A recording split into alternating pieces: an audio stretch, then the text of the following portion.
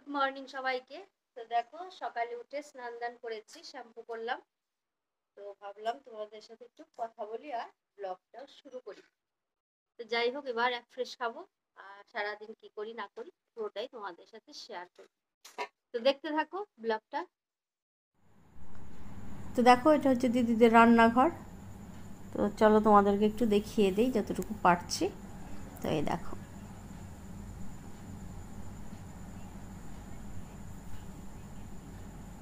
দেখো এক ফ্রেশের জন্য একটু জল বসিয়ে দিলাম। আমার দিদি তো অসুস্থ, রাধুনি আছে, আয়া আছে, তো ওই জন্য একটু নিজেকেই করে নিতে হয়। তো দেখো আমার এক ফ্রেশটা আমি বানিয়ে নিচ্ছি। দিদি স্নান করে পুজো করছে। তোমাদের দাদা ভাইও উঠে গেছে আর মেয়ে ওঠেনি, মেয়ে একটু আজকে দেরি করেই উঠবে।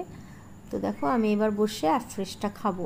আর আজ হচ্ছে দিদির মেয়ে থাকে আমার, তো ওদের বাড়িতে আজকে যাব। তো ওরা আসবে ওই 8টা নাগাদ আসবে, তো তারপর ওখানে যাব। আর এই দেখো জামাইবাবুর জন্য একটু চা করে দিলাম, র চা খায়। আর এবার আমি দেখো আমাদের শেকটাকে বানিয়ে নিয়েছি। তো আমার জামাইবাবুও শেক খায়, সুগার আছে তো, আর সুগারের জন্য শেকটা খুব ভালো। তো সেই জন্যই তো এখানে শেক মানে অ্যাভেলেবল আছে।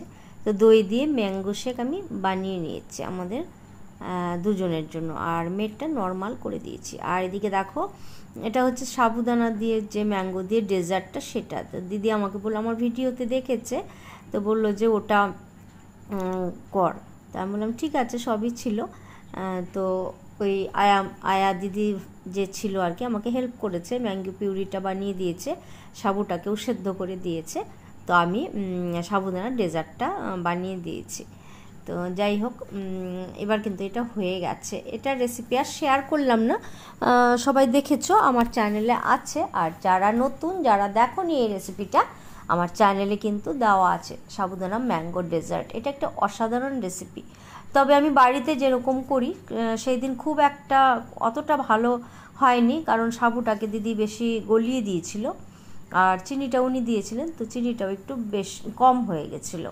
তো যাই হোক, আর এদিকে দেখো দিদি বললো আমাকে পনিরটা রান্না করতে। অ্যাকচুয়ালি কী বলো তো, সবসময় তো রাঁধুনির হাতে বা আয়া দিদি ভাইয়ের হাতে রান্না খায়।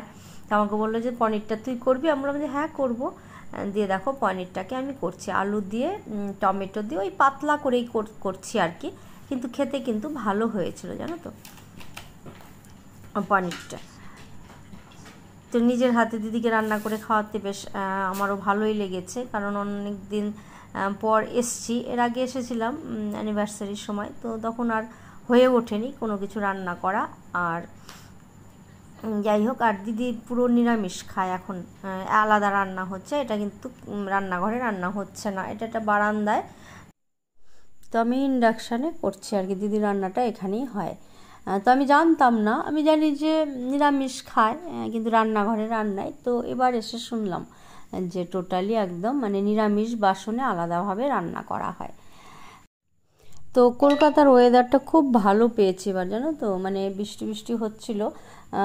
আজকে খুব একটা বৃষ্টি নেই, তবে কালকে মানে আমরা যেদিন এসেছি সেদিনও বৃষ্টি হয়েছে, বা আজকে হয়তো আগে হয়ে গেছে। তো ওয়েদারটা খুবই ভালো। আমি এই যে বারান্দায় রান্না করছি, বারান্দা দিয়ে হাওয়া আসছিল, বেশ ভালো লাগছিল। আর খুব সুন্দর ওয়েদার এবার কলকাতাতে। তবে আমার মনে হলো যে আমাদের বহরমপুরেই বেশি গরম কলকাতার তুলনায়। আর ওইদিকে কিন্তু আমার ডেজার্টটা কমপ্লিট হয়নি, কারণ ওই দুধ দিয়ে আমের ম্যাঙ্গো পিউরিটাকে দিয়ে ওটা ফুটিয়ে ঠান্ডা করে নিতে হবে। ওটা আমি ঠান্ডা হতে দিয়েছি। ঠান্ডা হয়ে যাওয়ার পর কিন্তু আমি সাবুদানাটাকে মেশাবো। তো সেই জন্য ওটা এক সাইডে রাখা আছে, যে আমি এটাকে পনিরটাকে এদিকে রান্না হয়ে যাবে তা করতে করতে। তো দেখো এই পনিরটা তো হচ্ছে, আর এদিকে দেখো এটা ঠান্ডা হয়ে গেছে। এবার কিন্তু আমি সাবুদানাগুলোকে দিয়ে মিক্স করে নেব আর কি। তো দেখো সাবুটাকে বেশি মানে সেদ্ধ করে ফেলেছে, আমি বলেছিলাম যে আমি করব। তো উনি করেছে কি বলো তো, প্রেশার কুকারে দিয়েছে। আমি বললাম প্রেশার কুকারে সাবুদানা কে সেদ্ধ করে? সাবুদানা জাস্ট জল গরম করে দিলেই খুব সুন্দরভাবে সেদ্ধ হয়ে যায়, তারপর ঠান্ডা জলটা ঢেলে দিতে হয়। তো যাই হোক, দিদি জানে না কি করবে, ওই রকমই করেছে। তো দেখো কালারটা কিন্তু ভালো এসছে।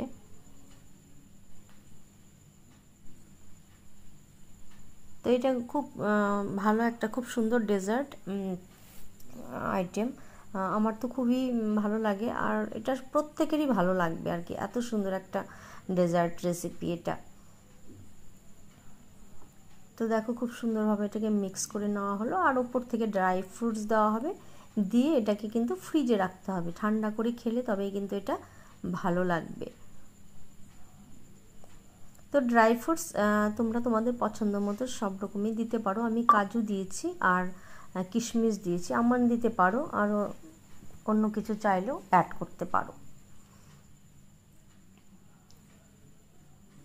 তো এবার এটাকে ফ্রিজে রেখে দিতে বলেছি আমি। আর এদিকে দেখো পনিরটা কিন্তু আমার কমপ্লিট হয়ে গেছে।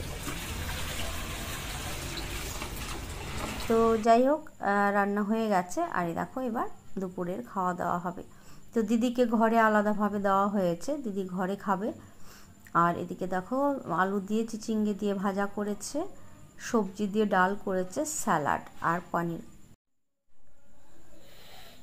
তো আয়া দিদি আমাদের খেতে দিচ্ছিল, আর দেখো দিদি এখানে ঘরে খাচ্ছে, জামাইবাবু বসেছে, আর এদিকে দেখো আমি বসেছি, আর ওইদিকে তোমার দাদা ভাই বসেছে, আর মেয়ে সোফার ওখানে বসে খাচ্ছিল। তো যাই হোক, দেখো এটা হচ্ছে বিকেলবেলা, বিকেলের চা খাচ্ছিলাম আমরা বসে, সবাই মিলে গল্প করছিলাম আর চা খাচ্ছিলাম। তো সবাই মিলে একসাথে চা খাওয়া, গল্প করা, আড্ডা দিতে কিন্তু বেশ ভালোই লাগে। আর এরপর এসেছিল আমার দিদির মেয়ে, ওর হাজবেন্ড আর আয়ানস আমার বাড়ি গেছিলো, দেখেছিলে তো। কি বলো তো, ওরা এসেছিলো, এত গল্পে মানে ব্যস্ত হয়ে গেছিলাম, আর ভিডিও করা হয়নি জানো তো। তো তারপর খাওয়া দাওয়া করে আমরা চলে গেছিলাম আর কি দিদির মেয়ের বাড়িতে, মানে শুনুর বাড়িতে আর কি। তো নেক্সট ভিডিও কিন্তু আরও ইন্টারেস্টিং হতে চলেছে। তো যাই হোক, আজকে আর ভিডিওটা বড় করছি না, তোমরা কমেন্ট করে জানিও যে আজকের ব্লগটা কেমন লাগলো, আর ভালো লাগলে লাইক করে দিও, আর একটু শেয়ার করে দিও। তো সবাই সুস্থ থেকো, ভালো থেকো, সবাইকে আমার অনেক অনেক প্রাণ ভরা ভালোবাসা। আবার নতুন একটা ভিডিওর সাথে দেখা হবে। আর যারা নতুন বন্ধু আমার চ্যানেলটাকে সাবস্ক্রাইব করোনি, তারা আমার চ্যানেলটাকে সাবস্ক্রাইব করে দিও, আর পাশে থাকা বেল বাটনটাকে প্রেস করে দিও, তাহলে কিন্তু তোমরা নোটিফিকেশান পেয়ে যাবে। তো সবাইকে অনেক অনেক আমার আর একবার আন্তরিক ভালোবাসা। সবাই খুব সুস্থ থেকো, ভালো থেকো, নতুন একটা ভিডিওর সাথে খুব তাড়াতাড়ি দেখা হচ্ছে। টাটা।